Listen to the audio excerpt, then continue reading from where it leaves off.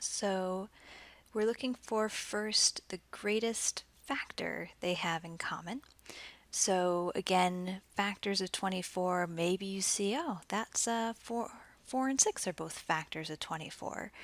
And perhaps for the 32, you see 4 and 8 are factors of 32. And look, they have a factor in common, they have a 4 in common. So certainly that is a common factor, but it is not the greatest common factor. So is there something we can divide them both by that's bigger? And for these small ones, you can kind of see, yeah, an 8 is about the biggest I can divide both of those by. And if you don't see it, there's multiple ways of getting it. You could list all of them out. For 24, it'd be 1 and 24, 2 and 12, 3 and 8, 4 and 6, 5 doesn't go, and then the 6 starts to repeat. So that is all the factors of 24.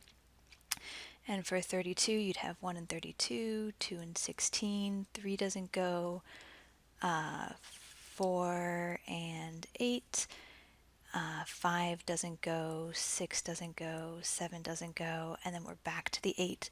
So you've listed out all the factors. You can see the ones they have in common. They've got a 1 in common, they have a 2 in common, they have a 4 in common, they have an 8 in common, and then the biggest one they have in common is that 8. So the GCF is 8. So many ways to slice it. And then I'll do the tree cake method at the end. But now we're going to skip to the least common multiple. So one way of doing the least common multiple is to take the larger one and start writing out multiples of that. And keep checking to see if you can divide by the other one. So I can say, well, 32 isn't divisible by 24. Let's go to the next multiple. If I had two 32s, I'd have 64. And 64 doesn't divide by 24. You could punch that in on your calculator. It's going to give you a wacky decimal. The next multiple, if I do 32 times 3, I'd get 96. And if I do 96 divided by 24, that goes in perfectly. So 96 is a multiple of both 32 and 24, and it is the least common one. So, but sometimes you have to list this out for a very long time, and you're like, I don't really want to do that. So the cake method is there for you if they get bigger, and we'll practice it to make sure it matches with these.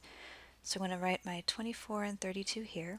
I'm going to divide it by anything I can first. So it's like maybe I see, it's like, yeah, I can divide those by 4. And I can get a 6 and an 8. And it's like, ooh, can I go more? Yeah, I can. I can divide them both by 2. I'd get a 3 and a 4. But I can't divide 3 and 4 by anything. So my GCF is sitting on the side here. 4 times 2 is 8. And that agrees with what we said before.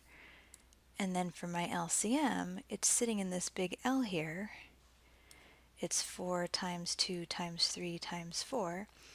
So that's 8 times 12, which is indeed 96. Yay! So fun. So many ways to slice it.